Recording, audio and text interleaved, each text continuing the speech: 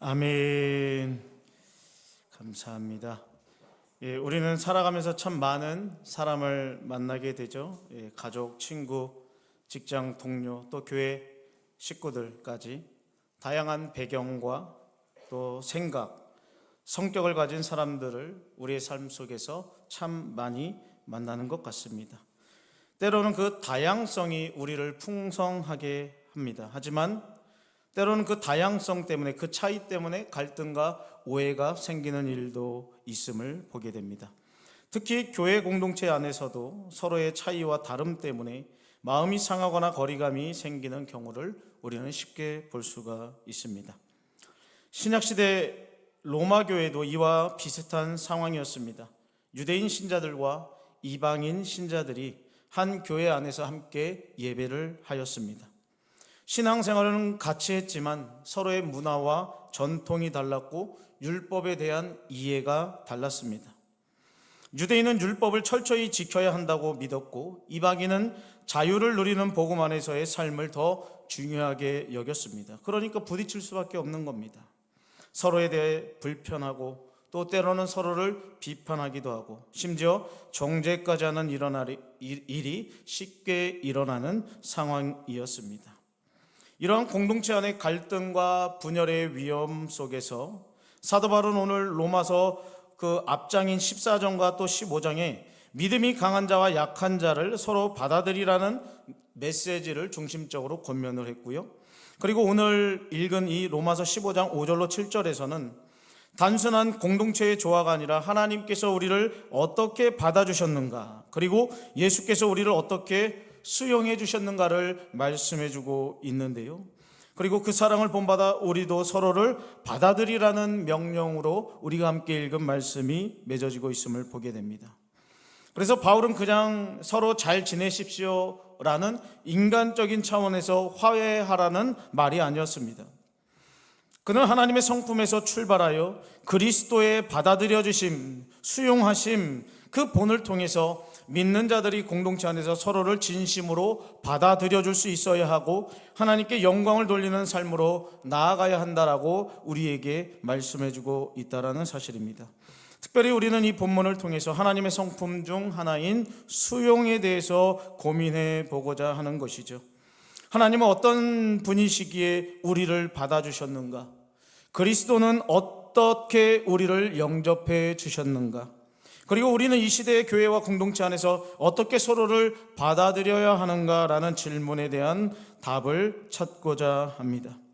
우리가 서로를 받아들일 때 그 자체가 하나님께 영광이 된다라는 이 복된 진리를 오늘 말씀을 통하여서 깨닫고 그 말씀을 우리의 삶에서 실천해 낼 수 있는 우리 모두가 될 수 있기를 주님의 이름으로 축복을 드립니다.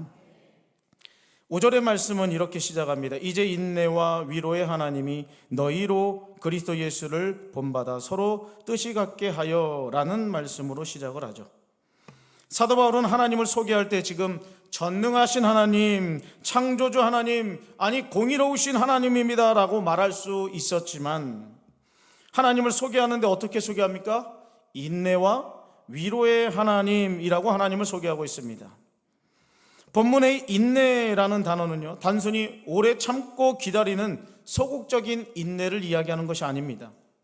목표를 향해서 꾸준히 나아가면서 견디는 적극적인 인내를 표현하는 단어가 바로 인내라는 단어입니다. 그렇습니다. 하나님은요, 인간의 연약함과 더딤을 참고 오래 견디실 뿐만 아니라 끝까지 포기하지 않으시고 기다리시고 인도하시는 분이 우리 하나님 아버지입니다 라고 설명해 주고 있습니다. 하나님께서 우리를 인내로 대해 주시지 않는다면 얼마나 끔찍한 일이 벌어지겠습니까? 하나님께서 우리를 인내로 대해 주시지 않는다면 우리는 구원의 자리에 이룰 수 없을 것입니다. 하나님께서 우리를 인내로 대해 주시지 않는다면 이스라엘 백성의 역사를 보십시오. 광야에서 끊임없이 불순종했습니다. 우상숭배를 했습니다. 불평과 원망을 했습니다. 하지만 하나님이 우리를 인내로 대해 주심으로 말미암아 그 이스라엘 백성들을 포기하지 않으시고 끝까지 인내로 견디시고 그들을 이끌어서 하나님의 백성으로 삼아 주셨다라는 사실입니다. 우리도 마찬가지죠. 하나님은 우리가 반복해서 넘어지고 죄에 빠지는 것을 알고 계십니다. 그러나 그럴 때 어떻게 하셔요? 우리를 포기한다, 포기하지 않으신다? 포기하지 않으신다는 거예요. 포기하지 않고 우리를 기다려 주신다라는 것입니다.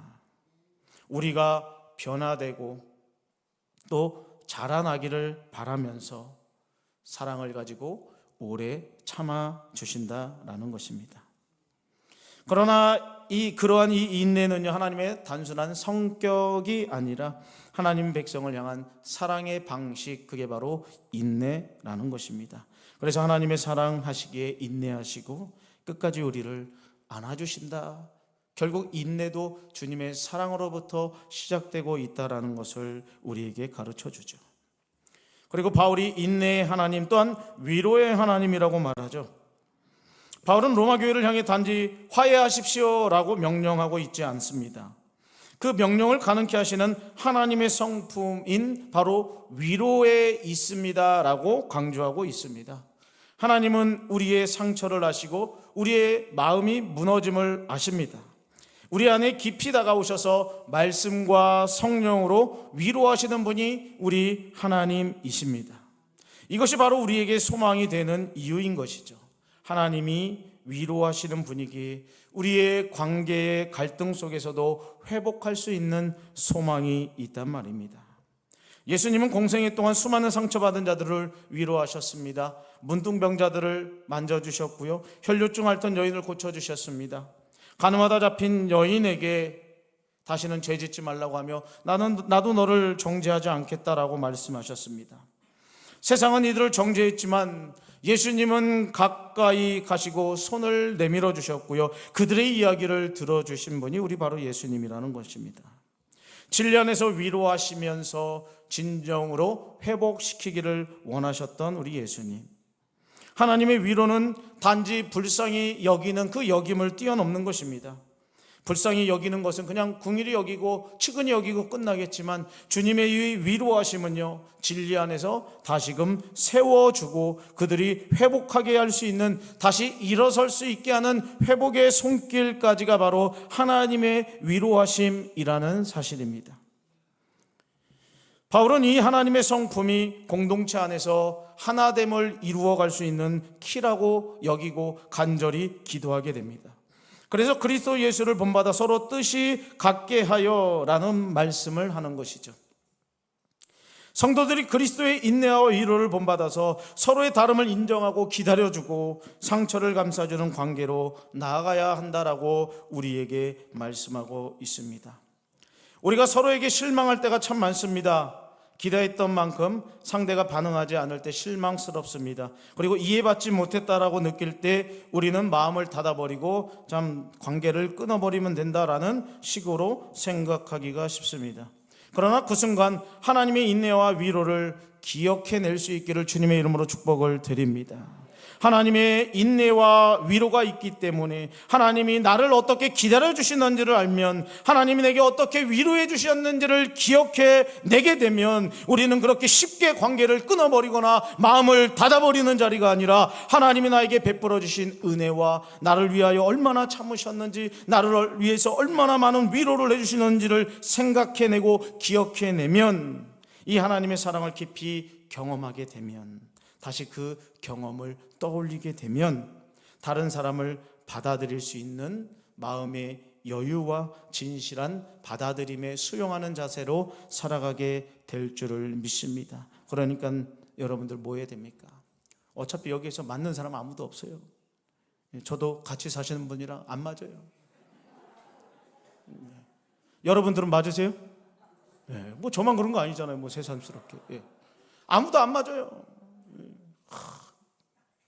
자식도 안 맞더라고. 아이고 진짜 안 맞아. 정말 제 스타일이 아니에요. 뭐 이런 그렇게 마음에 맞지 않는 일들이 정말 많은데, 그럼에도 불구하고 하나님이 우리를 어떻게 받아주셨는가, 우리를 어떻게 인내하셨는가, 우리를 위하여 얼마나 참아주시고 우리를 위로하여 주시는가를 생각해보면 그때 품을 수 있게 받아들일 수 있는 마음이 생길 수 있단 말입니다. 두 번째로 5장 6절에 보면 바울은 이렇게 말합니다. 한 입과 한 입으로 하나님 곧 우리 주 예수 그리스도의 아버지께 영광을 돌리게 하시기를 원하노라 말합니다. 여기서 바울은 공동체가 하나 되는 목적을 분명히 가르쳐 줍니다. 먼저 한 마음과 한 입이라는 표현, 이건 단순하게 하나가 되십시오라는 개념이 아닙니다. 여기서 한 마음이라는 것은 내 내면의 생각과 감정이 같아져야 된다는 것을 말하고요, 한 입이라는 것은 외면의 그 신앙의 고백이나 함께 찬양하는 그 외적인 것이 함께 조화를 이루는 모습을 말하고 있다는 것입니다. 즉 겉과 속이 같아야 된다, 정말 하나가 되어야 된다. 그 마음, 생각과 감정과 중심도 같아야 되고, 외적인 표현과 고백, 또 하나님 앞에 드려지는 찬양의 이런 노래들도 같이 고백할 수 있는 그런 공동체, 그런 교회가 되어야 한다라고 말하고 있다는 사실입니다. 이것은 공동체가 외형적으로만 하나 되는 것을 말하지 않습니다. 또 어떤 슬로건을 걸고 우리는 하나입니다. 6월 달에 우리가 한마음 체육대 6월 6일 오랜만에 한번 체육대를 하는데 저는 걱정이에요. 저번에 청소할 때도 말씀드렸죠. 얼굴 붉히는 일 없게 해주시옵소서. 제가 왜 그런 기도를 할까요? 주여, 정말 주여예요. 너무나도 전 잘 알아요. 분명히 누구 또 이러면서 제가 지금까지 보아온 결과 뭔 일만 하면 더 이상 말하지 않겠습니다. 너무 꼭 뭐 할 때마다 나중에 보고를 듣거나 또 보면은 다치는 분들이 있어요. 몸이 다치는 게 아니라 마음이 다치는 분들이 꼭 있더라고. 6월 6일도 약간 걱정돼요. 한마음 운동에 한마음이 될 수 있기를 간절히 기도로 준비하시기를 바랍니다. 외형적으로 하나 되는 것, 그것도 소중한데요, 그리스도의 마음을 품고 그 마음이 언어와 행동으로 표현되는 그 수준의 일치를 하나님은 원하신다는 것입니다. 근데 이게 쉬워요, 어려워요? 어려워요. 나를 포기하지 않고, 나를 내려놓지 않고, 나를 죽이지 않으면요 결코 하나를 이룰 수 없습니다. 내 얘기만 하기 시작하면요 골치 아파지는 거예요. 자기 생각만 얘기하면 골치 아파지는 거, 왜 그거 다 모르겠어요? 내 생각 누가 말 못하겠습니까? 우리가 같은 교회당, 목포 시온성교회라는 이 예배당 안에 있기 때문에 하나 되었다? 반쪽짜리예요, 반쪽짜리. 저는 여기 여러분들이 함께 있다라고 해서 여러분들이 저와 다 똑같은 신앙의 고백을 하고 있다라고는 생각하지 않습니다. 마찬가지겠죠. 여러분들도 마찬가지입니다. 우리가 이곳에 있다고 해서 다 같은 신앙 고백을 하는 게 아니에요. 물론 같은 하나님을 믿고, 하나님 아버지를 믿고, 예수님을 믿고, 성령님을 믿고 다 믿겠지만, 지금 우리 교회 포화가 뭡니까? 예수를 깊이 생각하고 예수를 닮아가자. 이 표 아래 계속 그거를 향하여 전진하고 있는데, 저는 다 같이 이와 같은 일이 일어나기를 바라는데, 그래서 겉과 속이 이와 같이 되기를 원하는데, 사실은 이와 같이 되기 위해서는 나를 죽이지 않고서는 하나됨을 이룰 수가 없습니다. 나를 포기하지 않고서는 이 일에 점점 가까이 갈 수가 없는 거예요. 희한합니다. 과거처럼 어쩌면 막 여러분들을 제가 뭐 이렇게 하고 있지는 않은데, 예수님을 더 닮아갔으면 좋겠는데, 오히려 한편에는 제가 잘못하고 있나 이런 생각이 들 정도로 더욱더 하나님과 가까워지는 게 아니라 하나님과 멀어지고 공동체가 더욱더 시끄러지는 이런 모습들을 보면서 마음이 안타까울 때가 있습니다. 이게 내 탓인가 싶기도 합니다. 내가 정말 무언가를 잘 못해서 그런가, 내가 리더십이 없어서 그런가, 내가 정말 잘 가르치지 못해서 그런가, 이와 같은 후회가 들 때가 많아요. 정말 할 수만 있으면 더 많은 사람을 끌어안고 받아들이고 싶은데 다 같은 마음이 아니기 때문에 너무나도 힘들 때가 있습니다. 예배당에 같이 앉아 있습니다. 마음과 말이 같지 않고 다를 때가 있다는 것입니다. 속으로는 비판하고 겉으로는 인사만 하는 거예요. 마찬가지입니다. 여러분들이나 나나 그러지 않기를 주님의 이름으로 부탁드립니다. 저도 여러분들을 겉과 속 그대로 받아주고, 여러분들도 누군가를 바라볼 때 있는 그대로 겉과 속 마음 그대로 동일하게 받아줄 수 있는 그 자리로 나아갈 수 있기를 주님의 이름으로 부탁을 드립니다. 얼마나 불행합니까? 같이 신앙생활하고 같이 예수님 믿고 무언가를 같이 해보려고 하는데 속으로는 자꾸 딴 생각이에요.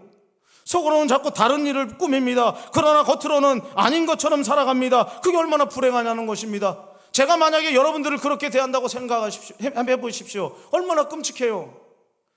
저 가식적인 인간. 보기만 해도 구역질 나. 예? 제가 만약에 여러분들을 그런다면 여러분들은 뭐라 그러겠냐는 거예요. 속으로. 저거 목사도 아니지 저거. 응?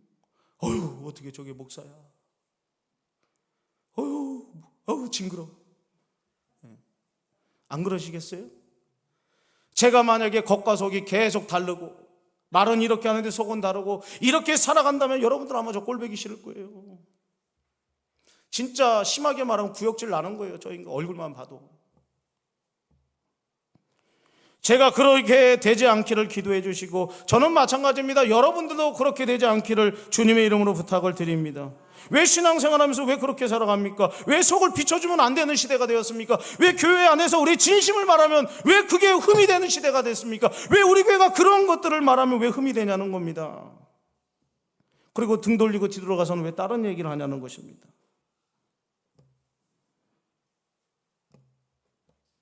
정말 겉과 속이 같아서 때로는 바보처럼 속이 다 비치면 왜 안 될까요?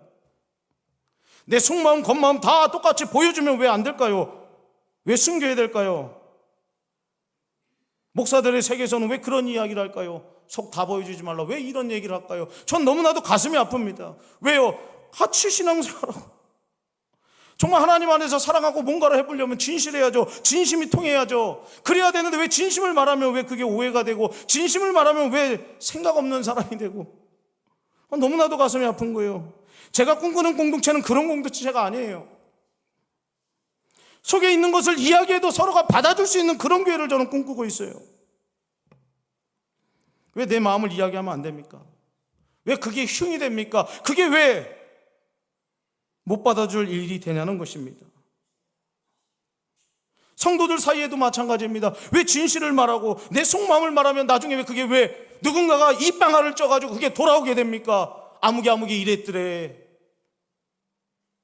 누군가 내 마음을 이야기했습니다. 너무나도 괴로워서 내 속을 털어놓았습니다. 근데 왜 나중에 그게 흠이 되어서 나에게 상처로 다가오냐는 것입니다. 왜 그걸 품어줄 수 없는 공동, 왜 받아주지 못하는 것입니까? 왜 겉과 속이 다른 이런 모습으로 우리는 살아가고 있냐라는 것입니다. 그리스도의 마음으로 서로 사랑하면 안 되겠습니까? 그리스도의 마음으로 서로 진실을 말하면 안 되겠습니까? 이렇게 할 때 하나님이 영광 받아주시는 공동체가 되는 줄 믿습니다. 여기서 중요한 게 바로 이거예요. 근데 이 일이 억지로 되지 않는다는 게 문제죠. 하나님의 은혜 가운데 이루어지는 일이에요. 그래서 성령의 충만함이 우리 가운데 있어야 됩니다. 하나님의 은혜가 없으면 이와 같은 일은 벌어질 수가 없는 거예요. 나만 은혜 받았다고 되는 것도 아니고 우리 모두가 성령의 충만함 받고 은혜를 받아야 이와 같은 일이 이루어지는 거예요. 그래서 바울은 뭐뭐 하시기를 원합니다 라는 기도의 형식을 갖춰서 지금 말씀에 기록해 놓은 거란 말이다. 이 일치는 인간의 노력이나 설득이 아니라 성령께서 이루어주는 역사라는 사실입니다. 부디 우리 교회 가운데 성령의 역사가 불같이 타오를 수 있기를 주님의 이름으로 부탁을 드립니다. 그래서 내가 속마음을 이야기하고 서로가 서로를 진심으로 대하는 아름다운 공동체를 이루어갈 수 있기를 주님의 이름으로 부탁을 드립니다. 가면놀이하는 공동체가 아니라 무언가를 껍데기 하나 씌우고 아닌 척하면서 서로 웃고는 있지만 속에서는 무엇을 하고 있는가 이런 꿍꿍이 그런 공동체가 아니라 주님이 우리를 품어주신 것처럼 우리도 그렇게 서로를 진실되게 나아갈 수 있는 그런 공동체가 되도록 성령님 우리 교회와 우리 한 개개인을 붙들어 주시옵소서. 기도해 주시기를 부탁을 드립니다.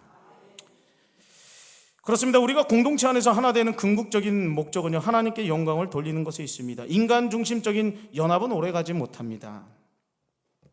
아무리 교회에서 이런저런 프로그램 갖다 많이 써서 함께 모이는 시간들 만들어 보십시오. 물론 그게 도움은 됩니다. 그러나 그것이 결과적으로 끝까지 이끌어갈 수 있는 힘은 되지 않습니다. 한두 번 모일 수 있도록 동기부여는 할 수 있습니다. 그러나 그 안에서 우리가 더욱더 친밀하게 하나 될 수 있는 것은 하나님 중심으로 모이기 위한 준비 과정이지 그것이 결론이 되어서는 안 된다는 것입니다.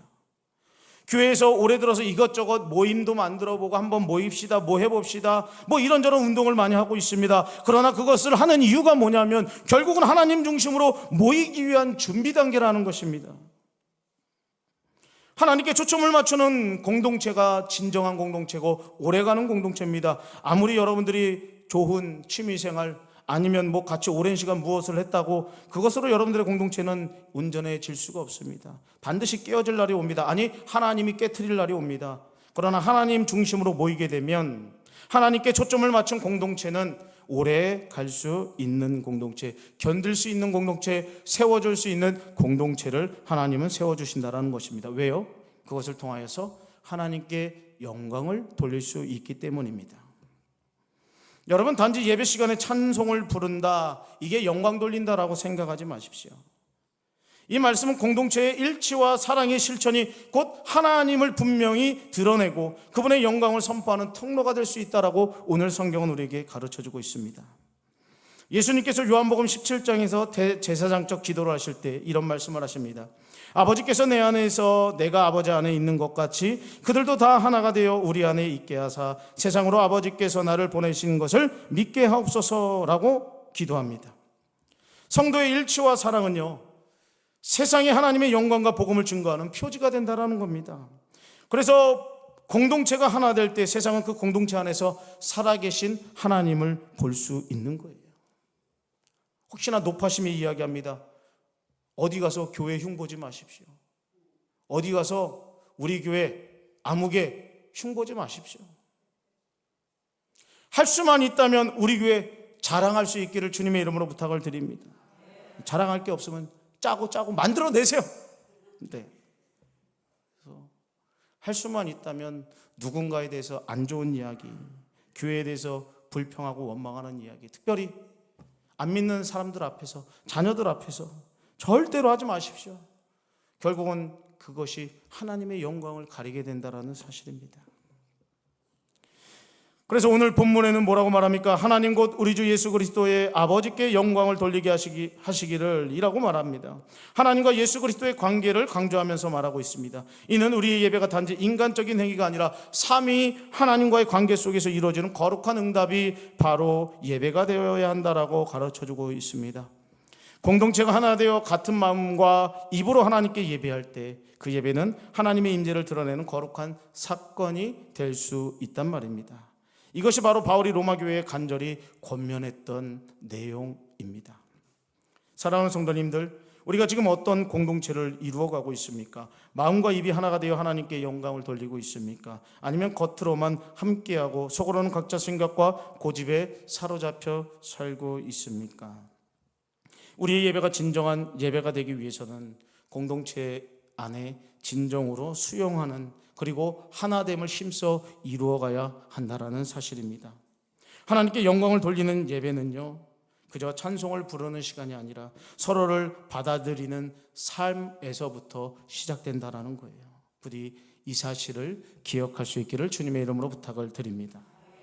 세 번째로 7절에 보면 우리에게 이렇게 구체적으로 명령하는데, 그러므로 그리스도께서 우리를 받아 하나님께 영광을 돌리신 것 같이 너희도 서로 받으라 라고 말하고 있습니다. 이 말씀은 15장 전체의 결론이고요, 앞에서 한 말씀을 실제로 어떻게 해야 되는지 명확히 보여주는 말씀입니다.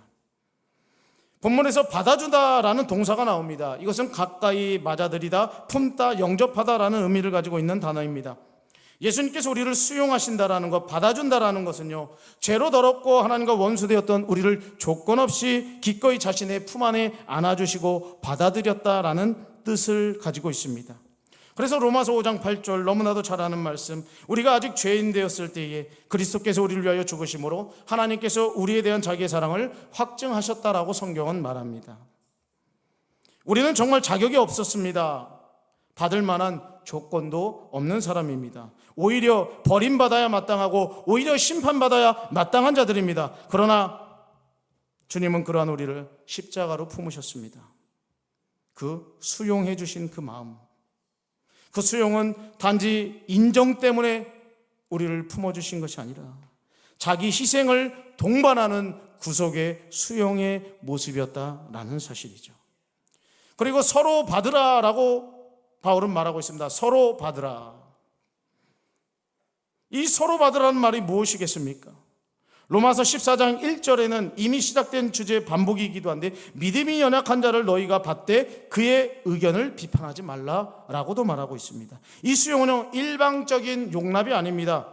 너가 무조건 나를 받아줘야 돼 라는 것이 아니라 상호적으로 영접과 품음에 대한 이야기입니다. 연약한 자도 강한 자들을 받아들여야 되고, 강한 자들도 연약한 자들을 받아들여야 된다는 것입니다. 그리고 이 수용은 단지 갈등을 피하는 차원이 아니라 적극적으로 공동체를 세우는 일이기 때문에 서로 받아줘야 된다. 이 방식을 통하여 교회가 세워질 수 있고, 교회가 건강해질 수 있고, 이를 통하여 하나님께 영광을 돌릴 수 있는 교회가 될 수 있다라고 말하는 것입니다. 오늘날 교회 안에서도 세상 속에서도 서로를 있는 그대로 받아들이는 일이 정말 어렵습니다.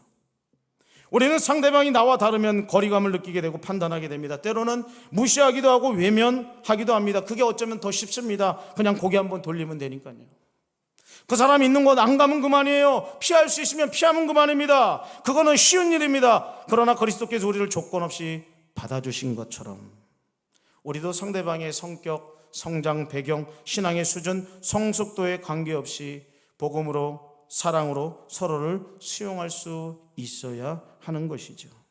물론 이 수용한다는 것은 그냥 받아주고 아무렇지도 않게 내버려두라는 것은 아닙니다. 물론 받아들여서 때로는 그들이 성장할 수 있도록 때로는 채찍질도 해야 되고, 때로는 훈계도 하고 가르칠 때도 있을 것입니다. 그러나 근본적으로 먼저 우선시해야 되는 것은 그들을 거부하는 것이 아니라 그들을 받아주는 일이 먼저 있어야 된다는 것입니다. 저는 우리 교회가 부흥할 수 있는 비결을 알고 있습니다. 가르쳐 드릴까요? 부흥하고 싶습니까? 별로 안 하고 싶은 것 같은데. 알려드려요? 네. 왼수 같은 사람 수용하면 되는 거예요. 여러분들이 가장 싫어하는 그 사람 있죠? 네, 뭐 말은 못하겠지만 있잖아요. 그 사람을 받아들이면 우리 교회는 반드시 부흥됩니다. 우리 교회가 정말 허물 많은 그 사람까지도 품으면요, 부흥될 수밖에 없는 거예요. 어떤 사람이 오든 누가 오든 왜 못 품겠습니까? 그 사람을 한 영혼을 제대로 품을 수 있으면 하나님이 어디다 죽어가는 영혼 보내주시겠어요? 하나님이 맡겨주실 만한 교회에 부어줄 수밖에 없는 거예요. 우리 교회가 왜 말하지 않겠습니다. 우리 교회가 왜 부흥 안 될까요? 시설이 안 좋아서 안 되나요? 그럼 목사가 키가 작아서요? 그러면은 뭐 설교를 못해서? 우리 교회가 왜 부흥 안 돼요? 왜 이렇게 침체되어 있습니까? 왜 젊은 사람들이 몰려오지 않습니까? 왜 주변에 죽어가는 많은 사람들이 있는데 우리 교회 왜 안 옵니까? 저 때문인 거예요. 제가 여러분들을 잘 품지 못하기 때문에. 마찬가지로 여러분들이 서로를 품지 못하기 때문에 우리 교회는 아직 하나님이 준비가 안 됐다고 하는 거예요. 나머지는 다 나중 이야기예요. 나중 이야기. 우리가 예수님의 수용하심을 닮아가면 하나님이 왜 우리 교회에 영혼을 안 보내주시겠냐는 거예요. 보내줘봤자 관리도 안 되고, 보내줘봤자 하나님의 사랑을 나타내지도 못하고, 보내줘봤자 피 묻은 복음을 전하지도 않고, 보내줘봤자 복음이 무엇인지도 가르치지도 않고, 복음이 무엇인지도 살아내지도 않는 그곳에 하나님이 왜 영혼을 보내겠냐는 것입니다. 하나님이 왜 그런 교회에 하나님의 백성을 그 자리에 보내고 하나님이 구원받을 자를 왜 그 교회에 보내겠냐는 것입니다. 내가 수용하지 못하기 때문이죠. 내가 복음으로 품지 못하기 때문입니다. 우리 교회는 완전히 깨져야 돼요. 물론 저부터 깨져야 되겠죠.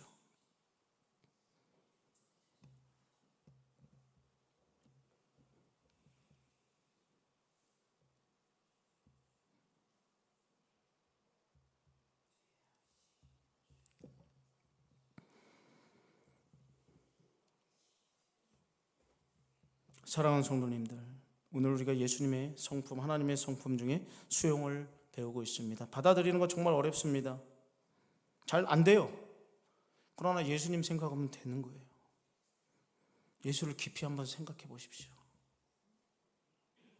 정말 예수를 깊이 생각해 보십시오. 정말 복음이 무엇인지 한번 생각해 보십시오. 정말 여러분들이 그 복음을 맛보신 분들이라면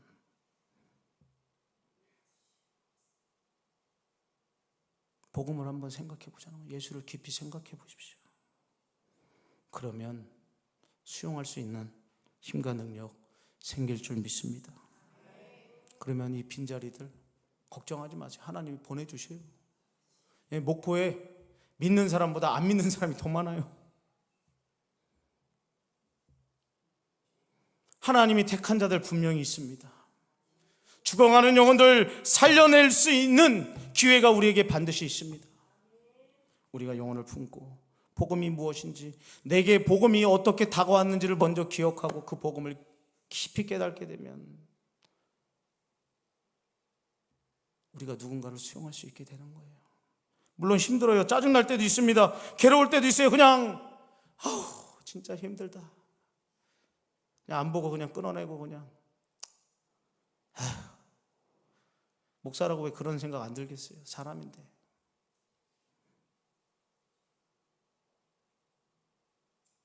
여러분들이 한마디만 한다고 생각해 보십시오. 주일날 그래도 감사하게도 300명 예배가 드렸는데요. 한마디씩만 하면 300마디 들어야 돼요.